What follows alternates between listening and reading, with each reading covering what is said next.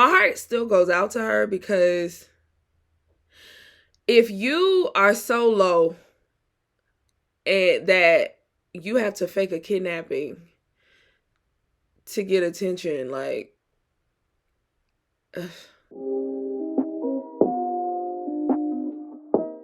Yo, party people of SingleWomanChronicles.com, where I encourage women to be the best version of themselves through healing, avoiding certain pitfalls in dating, love, and relationships. And today's episode is brought to you by my book, journal, Get Unstuck When Life Sucks. The 30-day guided self-help journal with journal prompts. And here we are already, my dog's coughing and interrupting me. But it's fine. You guys are used to this. And if you're not and you're new to this channel or to this podcast, welcome, where I have a 13-year-old Shih Tzu and he coughs and makes weird, strange noises. He does everything but bark, but whatever. Anyway, back to my book. Get Unstuck When Life Sucks, the 30-day guided self-help journal with journal prompts. Do you feel stuck? Does your life suck? Have you been in the same space for so long that you've given up hope on trying to move forward because you're just over it? Then this journal is perfect for you. It gives practical steps on how to turn your sucky life around. The goal of this journal isn't to change your life in 30 days. The goal is to give you the clarity and confidence you need to begin the journey to moving forward and getting unstuck. You have everything you need right now to get unstuck. You just have to believe and begin to move. Get Unstuck When Life Sucks is exclusively on Amazon.com. Y'all, I know y'all hear I'm stuffy. My allergies are acting up. Sinus is acting up. Today is acting up. As you can see, I have on a gym shirt. You know why I have on a gym shirt? Because I got up and got dressed to go to the gym, because that's what I do to force myself to the gym. But I never made it because life got in my way. Now, I've never put on gym clothes and not made it to the gym. Even if I just do like a yoga, they have like this yoga hit on YouTube that's really good. You can burn like 300 and something calories in your living room. It's great. But I didn't even get to do that because today has drained me. Like, today has drained me. Good Lord. Like, y'all just ever have one of those days where you're just like, okay, I'm going to tie all my loose ends. I'm going to handle all the stuff I've been putting off. So I had a whole bunch of like little minor stuff, people asking me favors for like references and updating resumes. Don't ask. Like, just random stuff. And having to ship back a phone because I finally got a new phone. Like, just having to do it all. And I'm just telling y'all this because this is where I'm at in life. And how much I, love you guys. And I needed to record this, even though I didn't want to. Nothing in me wanted to record this. But that's why y'all gonna get this gym shirt. Yeah. Because, that's all I got. All right. So, see if I'm going to be ranting today. Be all over the place. I already know it. So we all know that, I keep yawning and sighing, Carlee Russell has greatly disappointed the nation. She has wasted the nation's time and resources. We don't know 100%, but we're 99.99999% sure that she lied about this kidnapping. She pulled a Gone Girl on us, but Gone Girls, hers was way better. She really did her thing on trying to plan and execute this. She made sure that it was believable. Well, Miss Carlee didn't.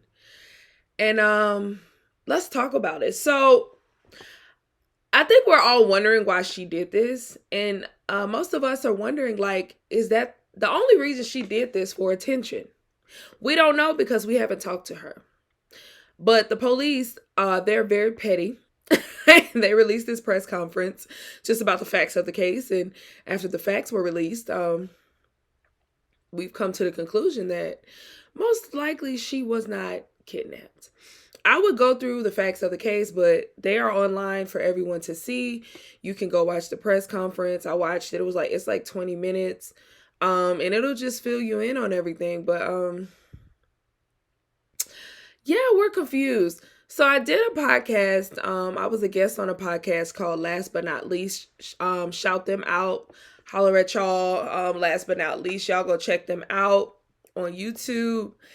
And we spoke about it. And we talked about how she must be attention seeking. Like, what would possess a woman to do that? And it's so funny. This is just a sidebar.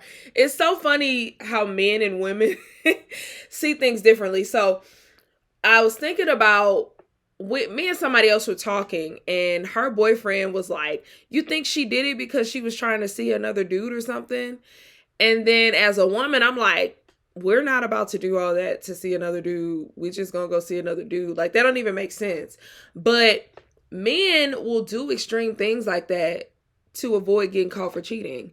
Like, I remember Kevin Hart had a stand-up. I don't know which one. I can't remember which one it was specifically, but he talked about how he fell asleep at his homeboy house, and he woke up at like 4 a.m, and he knew his wife wasn't going to believe that he fell asleep because they were playing an intense game of ping pong. So to cover it up, he ran his car into a tree. Like, so men, we think so differently, man. Like, the older I get, the more I realize I don't understand men at all. I don't get it. Wisdom is knowing I don't understand them. But I think for a woman, we wouldn't go to that extreme to cover something up, but we will go to that extreme to receive attention. Now, I don't know what or who she wanted attention from. I don't know. Or maybe this is a mental breakdown. But I'm speaking today under the assumption that she did this for attention, because I want to talk about things we have done in our lives for attention and how to identify attention-seeking behavior. So I don't want to share the same things. I already talked about this on the other podcast, so I don't want to like take away from what I said, because I still want you guys to watch that episode on Last But Not Least podcast. But we had a discussion on like, what's the craziest thing you've done for attention? And I explained one of my craziest, but you guys can go watch that. But anyway, y'all know I grew up and I had low self-esteem, and I had situations growing up where like I didn't get enough attention from my mom, because I grew up with a single mom. I'm over here struggling, y'all, with these sinuses, but I'm gonna push through. But so being that I didn't have enough attention, I didn't start receiving attention until I got to high school, and I started receiving it from men.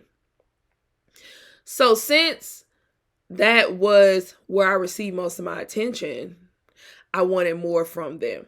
So the kinds of things that I would do to receive attention from men, one is become the type of girl that society told me to be, and kind of like silence who I am. I'm very goofy. I'm very, I'm loud, I'm talkative, I'm country, all of those things.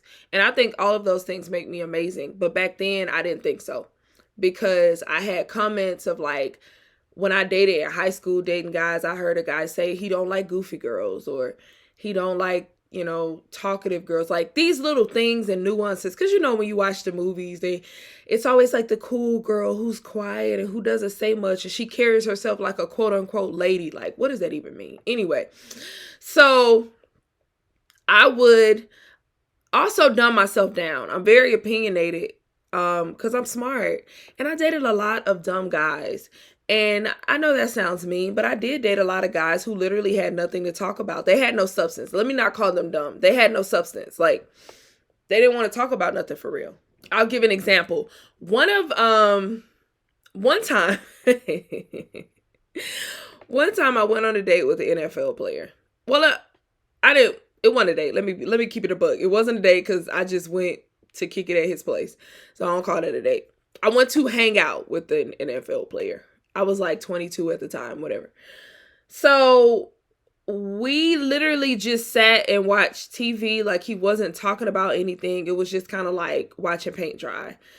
And I felt like it wasn't that he didn't necessarily have substance, but he more so was defined by his money and how much and his fame and all that stuff like that, instead of like being an actual person with substance.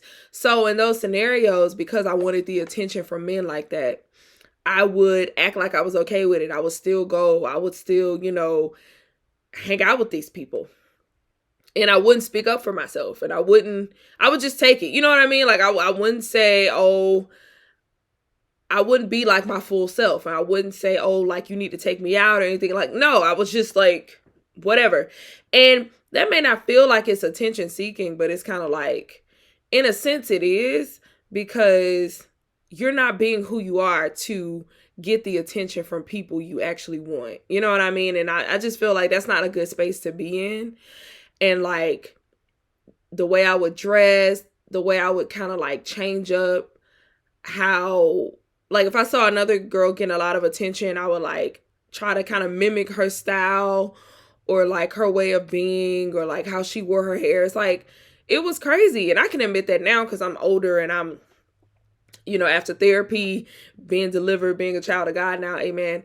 I'm no longer in that space anymore, but it was a tough space to be in. And like, although she wasted our time, energy, and money, our tax dollars, my heart still goes out to her, because if you are so low and that you have to fake a kidnapping to get attention, like, but these are all assumptions because I don't know why she did it. We probably ain't never gonna know why she did it. But I feel like, you should never be in that position. Like, if you feel like you have to take drastic measures to get someone to pay attention to you, that ain't somebody you need in your life. Be it boyfriend, be it best friend, be it family member. Like, it shouldn't be like that. And if you think about it, like, a lot of kids, when they don't feel like they're getting attention at home, like they'll start showing out or like being this like problem kids or whatever. And it's because we need a sense of belonging. We need attention. So I don't think desiring attention is a bad thing. It's a natural need from us. But the way we go about garnering attention is that's what we need to think about. Because the fake kidnapping isn't the way. It's not the way. Even if like, people, for example, would talk about Lizzo and say, oh, she must be insecure and seeking attention because she's always out here without clothes. I don't believe that. I think Lizzo literally just don't like clothes. I say that because I don't like clothes like that. Like, I don't like being super covered up. I like a good short. I love a good crop top. I'm probably going to be in crop tops till I'm 80. And I'm okay with that. So sometimes that's just who that person is. But if you genuinely know that's not who you are, but you're online and you're posting photos bent over, showing off your goodies, but that's not comfortable to you and that's not who you are, then that's when you need to question, like, what am I really doing this for? Why am I really posting this? There have been times in my past where like I would post pictures on Instagram because I was feeling like I really wanted attention and I wanted responses. And when I didn't get the results that I wanted, I would take them down. So that showed the intent right there. Like, I wanted attention. So you just got to check yourself when those kinds of emotions happen and just let yourself know, like, it's okay. It is okay. And then just ask, what is the intent behind me doing X, Y, and Z? Is it attention-seeking behavior? And also, what is the root of this? I already know the root of mine. The root of mine was just like not getting enough attention as a child and really wanting it now. But I had to find other ways to kind of fill that void. And that can come in several different ways. Like, if you, for example, you can get a hobby or start hanging out with a crew of people who like what you like. That'll garner attention for the right reasons. Because if you get a hobby, for example, you start skating. Like, okay, now skating is my thing that I do, that I love, that I enjoy. It's going to start filling that void up because not only are, people going to start complimenting you like, oh, dang, you're a good skater. That's dope. That's dope. Your journey is cool, whatever, whatever. Also, you're doing something that fuels you. You're doing something you're passionate about, right? Because a lot of that stuff can really be alleviated if you just start living your life to the fullest. Like, you don't have to get attention to feel fulfilled in life. Sometimes you just need to do the thing you love, or the thing you've been putting off, or the thing you're scared to do. And that's it. But all of this is speculation, because we don't know why Miss Mama's faked her kidnapping. We, again, may never know why she faked her kidnapping. Like, dude. So, something else I want to talk about.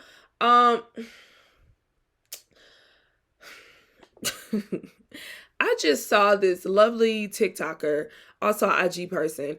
Her name is Talitha something, but she's like, you know, IG, she's an influencer. She's super cute.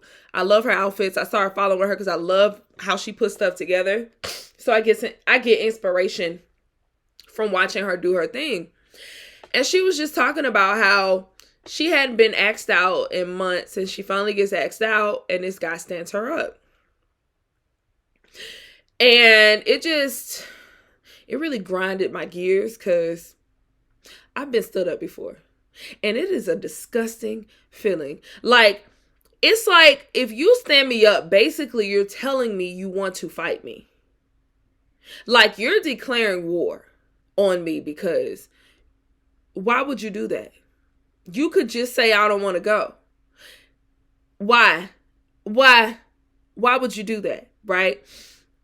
But my heart went out to her, because it's like, I don't know what this belief in men's head is. And this is another thing we talked about on the Last But Not Least podcast. They think that we get hollered at all the time. They think that if a woman is decent, halfway decent, especially if she's a baddie, quote unquote, we're turning men down left and right every single day. It's a lie. It's a lie. It is a lie. Okay? It is a lie. It's a lie. We don't, like, what? Men don't be approaching women like that no more. I don't know why, but they really just don't. And it's not, and then when it happens, it's few and far between. And then most of the time when it happens, you don't want him. You don't want him. This the last person. This the guy who shoot his shot at everybody because of strength in numbers. Like, come on, man. But I just wish we would get that out of, like, they would get that out of their heads. Because maybe we can start getting approached more if people were realizing that we don't get approached like that. You know what I mean? And for the people, you know, who be like, oh, well, that's just you. You know how, like, you got the bitter dudes. That one dude that's going to be like, oh, you don't get approached because you're not cute, blah, blah, blah, blah. Maybe I am not. I don't know. But what I'm saying is, it's women out here I know are gorgeous and beautiful and baddies, and they're not getting approached like that. Even the star of Zatima, the TV show on Sister that was a spinoff from Sisters, her name's Crystal Renee. That woman is gorgeous. She's like very like chill. You could tell she's problem free, drama free. She was even talking about how she don't get approached a lot. It's an epidemic. Can y'all start approaching again? Can we have a conference or a meetup? Like, what is happening here? How are we going to overcome this? Oh man, I also think a lot of it has to do with just technology. I think we're so engulfed in our phones nowadays that people don't think to like have human interaction. People would literally much rather, if they see you out, find you on Instagram or find you on a dating app and message you there. It's wild. It is wild. Like, you have the opportunity to speak to me in person, but you would rather go online to talk to me. That's crazy. Like, that is wild. But yeah, I don't know. I'm still gonna start mixing it up, going to more networking events, and just staying outside in the zone. And hopefully these fools will start approaching. But I'm going to be doomed because I don't have an Instagram. I don't have a personal Instagram. I don't have dating app. I'm not going to be doomed. I got to speak. See, this is me rewording stuff. I don't like putting stuff in the atmospheres. That is a lie. I'm going to be just fine. I'm going to meet my man. Okay? It don't matter if folks don't be out here approaching no more. It's fine. It's fine. It is fine. Okay. But yeah, so Last thing I kind of wanted to touch on,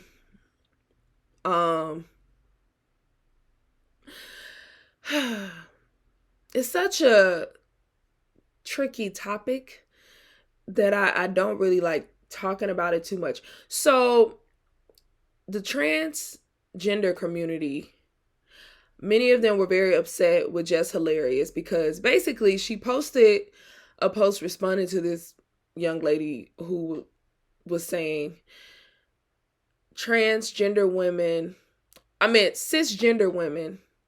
don't own periods.